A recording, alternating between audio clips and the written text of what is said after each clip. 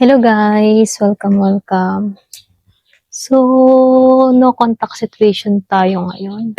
Tingnan natin kung ano yung inaayawan niya sa pag-uugali mo. Okay?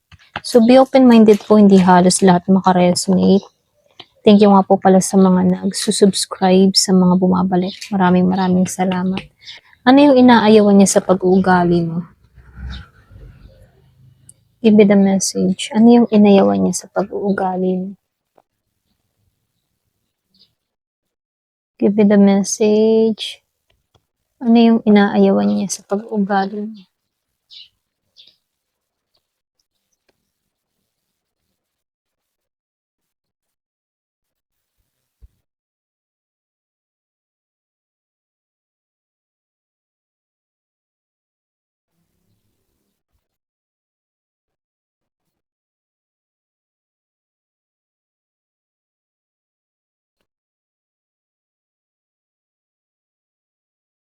So, dito,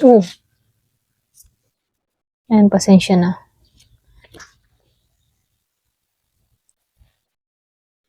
So, dito, meron akong nakikita Scorpio, Cancer, and Pisces. Meron ditong Gemini, Libra, and Aquarius. Aries, Leo, Sagittarius. Virgo, Capricorn, Taurus. Halos lahat andito. Nangingibabaw lang dito si Capricorn. Okay? So, dito, yung inaayawan niya na pag-uugali sa'yo, hindi naman ibig sabihin na lahat ay may mali sa'yo, no? Kumbaga, dito, yung kadalasan kasi, yung lumalabas sa card, lumalabas din dito yung perception niya or kung paano kanya nakikita, okay? So, dito, lumabas kasi itong Ten of Cups. So, para bang good sign pa rin ang nakikita niya sa'yo, okay? So, mataas yung expectation mo sa relasyon, yung iba sa inyo. May ganun siyang tingin sa'yo. Nakikita niya na gusto mo seryoso. Yung bang tipo na stable pagdating sa relationship. Minsan kasi pakaramdam niya para bang ideal or fairy tale ang gusto mo mangyari pagdating sa relasyon. Okay? Para sa kanya minsan, para bang masyado kang umaasa sa perfect na love. Ito yung nakikita ko dito, Yung bang tipo na gusto mo na pagdating sa relasyon, malinaw at commitment, okay? Talagang nakakommit sa'yo. Pero dito, meron siyang hindi niya kayang ibigay iyon. Kaya nape-pressure din to sa'yo. Meron akong nakikitang nape-pressure. So dito, lumabas itong Page of Swords at itong Justice dito. Kumbaga dito, minsan, yung iba sa inyo mahirap kang kausapin. Meron siyang ganong pakiramdam. Ito yung energy ng miscommunication at arguments. Sa perspective niya, minsan pakiramdam niya, kine-question mo siya. Or para bang pinagdududahan mo yung mga sinasabi niya. Kaya ito, may feeling siya na parang lagi siyang nagde-defend or parang may tension lagi sa komunikasyon. So, dito, lumabas itong 9 of Wands and ditong 7 of Wands. So, dito, yung iba sa inyo, tingin niya sa'yo, hindi ka madaling sumuko. Ito yung energy na matibay at lumalaban. Sa isang banda, maganda ito ha. Kasi, sa kanya, minsan, nagiging matigas yung ulo mo. Okay? Hindi ka madaling mag-give up sa argument. Ito lang kita ko sa card, Ipinaglalaban mo talaga yung stand mo. Kaya pakaramdam niya minsan, parang palaging kailangan may confrontation sa pagitan yung dalawa dito. So dito, yung iba sa inyo, lumabas itong si Devil. Pakiramdam niya minsan kontrolado yung yung emosyon or yung attachment. Kasi dito sa The Devil, ito yung card ng attachment, obsession, jealousy, or pwede ring emotional intensity, okay? Hindi naman ibig sabihin masama ka. Pero maaring nararamdaman niya na malakas yung emotional hold mo sa kanya, para bang nahihirapan siyang kumawala sa koneksyon. Minsan ito yung nagiging dahilan kung bakit nai-intimidate or natatakot siya sa lalim ng emosyon mo. So, nakikitaan ko rin dito sa Ten of Swords. So, dito, masakit kapag nagko-conflict kayong ng tao na to. Pagdating sa relasyon, pag mayroong away, gulo, ganyan. Meron ding, masakit din yan para sa kanya. So, meron din ako nakikitang masakit na ending sa pagitan yung dalawa. May mga moment na pakaramdam ng tao na to, nasaktan ka niya emotionally. Or nasaktan mo siya emotionally, or nagiging drama or mabigat yung sitwasyon. Sa perception niya, kapag may problema kasi, para bang lumalala agad yung sitwasyon. So, imbes na okay lang, para bang mas lalong lumalala, ganun. Kaya may pakaramdam siya na yung mga tipo na ang bigat lang, okay? So, dito, lumabas ito sa Seven of Pentacles. At ito, si Knight of Pentacles dito.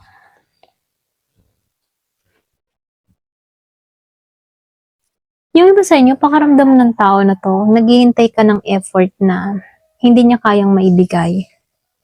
Ito yung energy ng waiting or slow progress. Sa kanya, pakaramdam niya may expectation ka sa effort.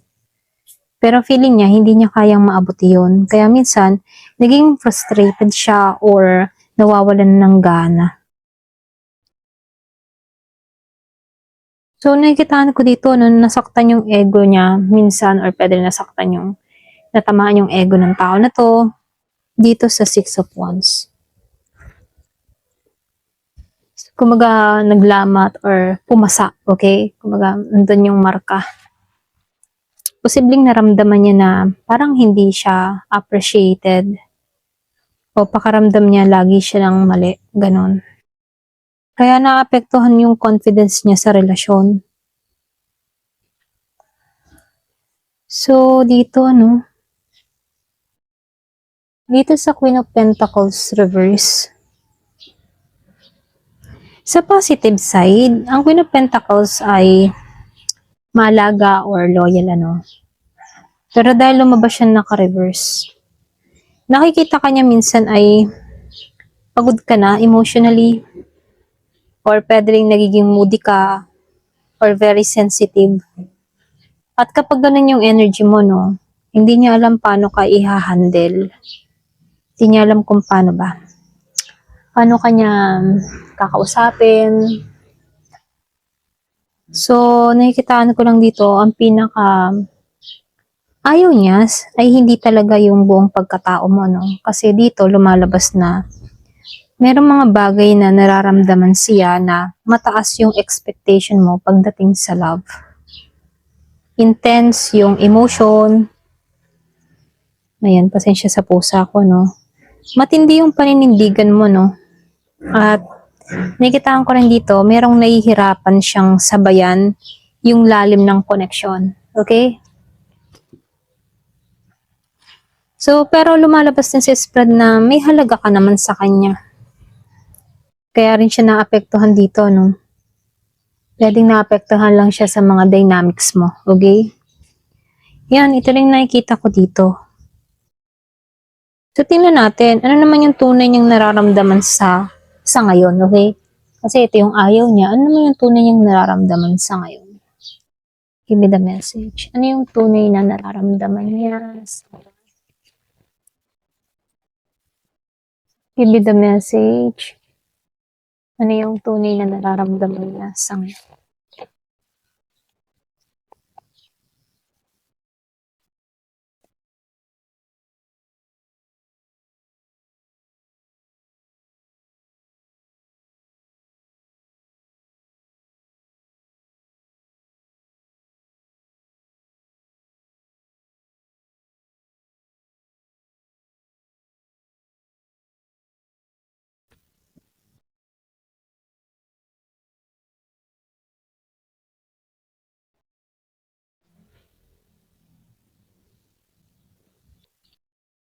So, yung nararamdaman ng taong ito sa'yo, masyadong halo-halong emosyon. Ito lang nakikita ko, no? Dun pumapasok yung pag-iingat, pagkalito. Pero, may natitira pang attachment ha. Ito lang yung nakikita ko. So, dito, no, meron akong nakikitang naguguluhan. Yung ba sa inyo naguguluhan siya kung paano babalansihin yung sitwasyon. So, ibig sabihin lang nito, no, para bang nagja-juggle siya sa emotion niya or pwede rin sa mga decision niya. Maring yung iba sa inyo iniisip ka pa rin niya rito, pero sabay na sinusubukan niyang ayusin yung sariling buhay or priorities. Iniisip ka niya tapos yung mga priorities niya din. Kumbaga, kaya dun pumapasok yung pagbabalanse, okay? So, iba sa inyo, madalas mo makita yung 2-2-2. Kaya yung energy niya, no, hindi stable dito. Or pwede rin hindi sigurado. Okay? So, dito, no, lumalabas tong si Five of Pentacles reverse. At itong si Nine of Swords reverse. So, ibig sabihin, ito yung card ng meron nung nakikitang healing. Dati, maaaring sobrang bigat ng iniisip niya tungkol sa mga nangyayari, ano. Ngayon, unti-unti na siyang bumabangon emotionally, okay? So, hindi naman to nakalimot sa'yo. Pero, hindi na kasing bigat yung dating sakit na nararamdaman niya rito. So, dito, no, meron akong nakikitang defense. Dito. Kumbaga dito, no, yung bang tipo na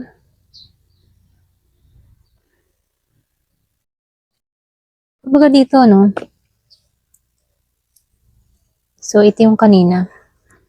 So, dito, may nararamdaman pa siya. Ito lang nakikita ko, no. Para bang pinoprotektahan niya yung sarili niya dito. Kaya medyo, iwas.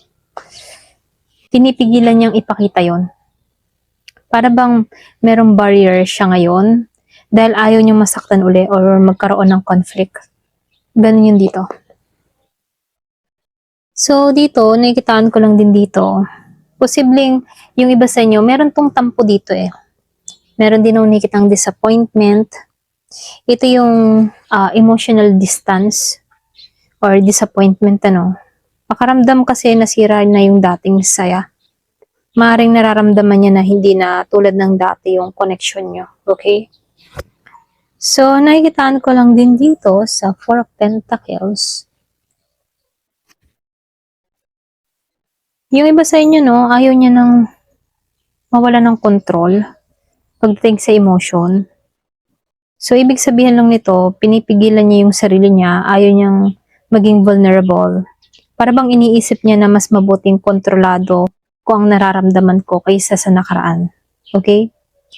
So, nakikitaan ko rin dito, no, merong tahimik na nag-observe sa High Priestess. So, meron akong nakikitang, ano ba to? Yung para bang silent feelings. Ibig sabihin, may nararamdaman siya na hindi niya sinasabi. Posibleng iniintindi niya pa kung ano yung talagang truth, lalo-lalo sa connection niyo. Okay? So, may intuition siya tungkol sa'yo, pero, alam mo yun, hindi pa siya nagsasalita or kumikilos. Yung iba sa inyo, no, mataas naman yung respeto ng tao na to sa'yo. Ito yung magandang card, si Queen of Pentacles, ano. Baga, mataas yung respeto niya sa'yo. Nakikita ka niya bilang mabuting tao, maalaga, may value sa buhay niya. Kaya, kahit may distance, ano, hindi ka bumaba sa tingin niya. Malaki yung respeto niya sa'yo. Kaya lang dito, kahit gaano kalaki yung respeto niya sa'yo, dito sa The Sun Reverse, may lungkot na hindi niya pinapakita. Ito yung energy ng hidden sadness. Maaaring hindi siya kasing saya ng ipinapakita niya before, okay? May parte sa kanya na nalulungkot sa mga nangyari sa inyong dalawa. Kaya lang dito, no, lumabas ito. Yan ito. So, dito, merong yung iba sa inyo nun, naguguluhan to sa mga posibilidad. So, merong maraming iniisip. Maring iniisip niya yung may future pa ba kayo, or dapat ba siyang bumalik sa'yo or pumunta sa'yo, or nagtatanong din to kung naka-move on ka na ba talaga. Hindi pa malinaw sa kanya kung ano yung tamang direksyon dito eh. Kaya lang, may lalim pa rin siyang admiration sa'yo dito sa The Empress, ano. Kumbaga dito, ito yung napakagandang card sa love reading. So, ibig sabihin, nakikita ka niya sa pagiging special or high value person. So, may attraction at emotional connection pa rin sa'yo, no? Hindi ka niya nakikita bilang isang ordinaryong tao, okay? Para bang malaki talaga yung pagpapahalaga niya sa'yo, okay? So, dito, ano, sa The Star Reverse, hindi ko na ilalapit kasi medyo bold this is the star, eh. Ayan. So, yan. Kumbaga dun, ano, meron lang nakikita sa The Star Reverse na may pagdududa siya sa pag-asa ng connection. Okay? Ito yung energy na nawawalan siya ng hope or pagod sa isang sitwasyon. Pwedeng may pakaramdam siya rito na mahirap ibalik yung dati. Ganon. Or hindi niya alam kung paano ba aasa pa. Okay? So, nakikita ko lang dito, may pakaramdam siya ng imbalance pagdating sa relasyon.